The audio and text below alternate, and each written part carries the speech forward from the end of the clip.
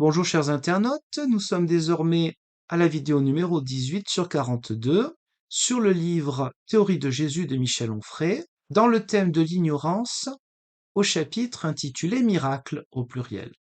Nous allons lire aux pages 144-145 un passage important, car il pose une vraie question. La première lettre aux Thessaloniciens, donc Michel Onfray écrit Saint Paul, on ne sait jamais de quoi il dit Saint quelque part et pas à un autre moment. Sur ces critères, on ne sait jamais pourquoi l'un, l'autre, on a l'impression que tout ça c'est un peu au pif. Que faut-il comprendre quand on lit d'une part, nous les vivants qui serons restés pour la venue du Seigneur, chapitre 4, verset 15 de 1 Thessaloniciens, d'autre part, 2 versets plus loin, ce qui vaut réitération, appuyée et confirmation théologique, nous les vivants qui serons restés, chapitre 4, verset 17, que le Christ reviendra du vivant de Paul et de ses contemporains, c'est-à-dire avant la fin du 1er siècle de l'ère chrétienne. Le Tarsiote, donc Paul, meurt vers 67.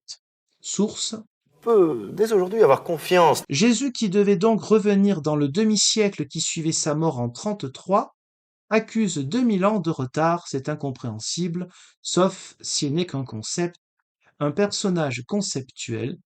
Il a dès lors l'éternité pour lui, du moins le temps que dure l'éternité ici-bas. Évidemment, il pose la question du retour du Christ. Donc c'est pour ça que je dis c'est une question importante, on ne peut pas mettre cela sous le boisseau. Ce que nous pouvons voir à travers divers commentaires, c'est que qui s'est trompé dans cette histoire-là? Jésus lui-même, qui aurait assuré venir avant la fin d'une première génération, ou les premiers chrétiens qui ont cru que Jésus reviendrait avant la fin d'une première génération? Selon les textes des évangiles, il est question d'annoncer l'évangile au monde entier.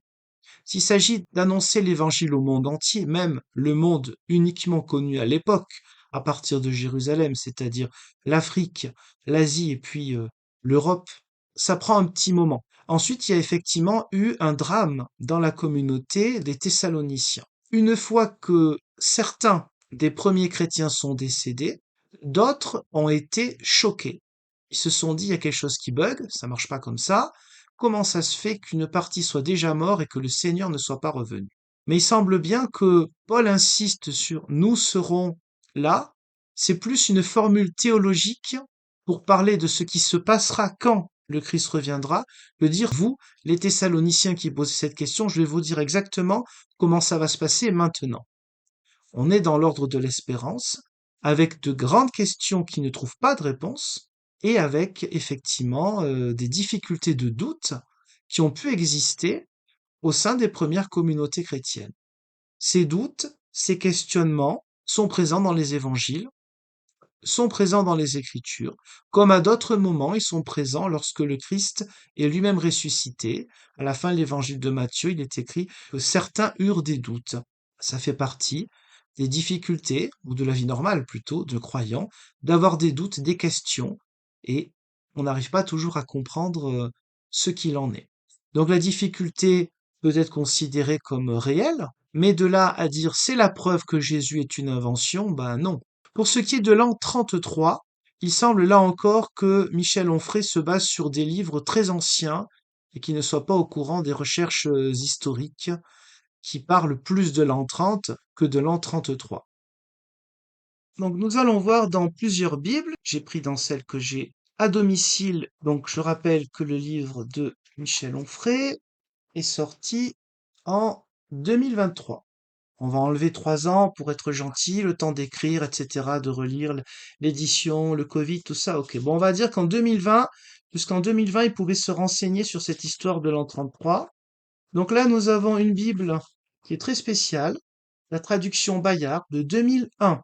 Ce sont des lettrés, pas forcément croyants, il peut y avoir des agnostiques, des athées, qui ont traduit la Bible. Donc c'est une traduction très intéressante, qui mérite le détour. Et puis si vous voulez faire comme ça du sport, vous pouvez soulever cette Bible.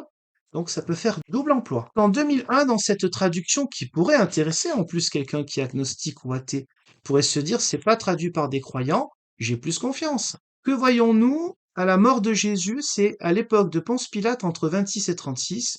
Donc il n'y a pas d'affirmation du tout de l'an 33. Ça c'était en 2001. Remontons un petit peu dans le temps. Une traduction en français courant, édition révisée de 1997. Donc ça commence à faire un petit peu plus loin. Et là, nous voyons vers 30, lors de la Pâque, mort de Jésus. Il n'est pas question de l'an 33. Ça, c'est une traduction écuménique protestant évangélique. Ici, c'est un peu spécial parce qu'il y a aussi des langues étrangères. Là, c'est une Bible en tchèque. Tout le monde ne dit pas le tchèque et moi non plus. Nous voyons que l'édition au départ de 1985, il est question de l'an 30, même sans lire forcément le tchèque, et pas de l'an 33 sur la mort de Jésus. Je dirais là, tu abuses un peu, en tchèque, bon d'accord. On va retourner en français. Avec la traduction écuménique de la Bible du Nouveau Testament, qui date de 1972. Ça commence à faire longtemps avant l'écriture de son livre. Donc dans la traduction écuménique de la Bible, spécifiquement le Nouveau Testament en 1972, vendredi 7 avril 30, ou moins vraisemblablement car trop tardif, vendredi 3 avril 33, etc. Donc on voit qu'il y a une préférence pour l'année 30 pour la mort de Jésus, pas l'année 33. Ça, c'était en 1972, ou 72 si vous voulez. Une autre traduction, cette fois-ci en allemand, mais bon, on peut se renseigner aussi ailleurs, hein, du Nouveau Testament, une traduction catholique dont la première édition était de 1953. Que voyons-nous à la fin? Oh, 30. L'année de la mort de Jésus, 7 avril 30. Même s'il y a des questions sur l'an 29, 31, 33, 34, c'est bien l'année 30 qui est indiquée, pas 33. Et ça, c'est en 1953. Ça commence à faire longtemps avant l'écriture du livre de Michel Onfray. Dans les classiques, ça c'est en anglais, mais à l'origine c'est en allemand. Ça, c'est un livre donc sur l'histoire de l'Église ancienne. Il a été publié en 1963, et dont la première édition date de 1937. Et à la page 15, environ en l'an 30, crucifixion de Jésus. L'an 33, c'est terminé. Et enfin, une Bible où il aurait pu trouver, c'est la Bible de l'abbé Crampon. Une traduction catholique, je dis parce qu'apparemment il a du mal à trouver chez les autres. Une traduction catholique qui date de 1939, avec l'imprimatur du 11 septembre 1938. En avril 30, mort de Jésus. L'an 33, ça fait bien longtemps quand même du côté catholique romain. Cette date est passée à la poubelle. Je vous remercie pour le visionnage de cette vidéo et je vous donne rendez-vous Dieu voulant pour d'autres vidéos. Au revoir.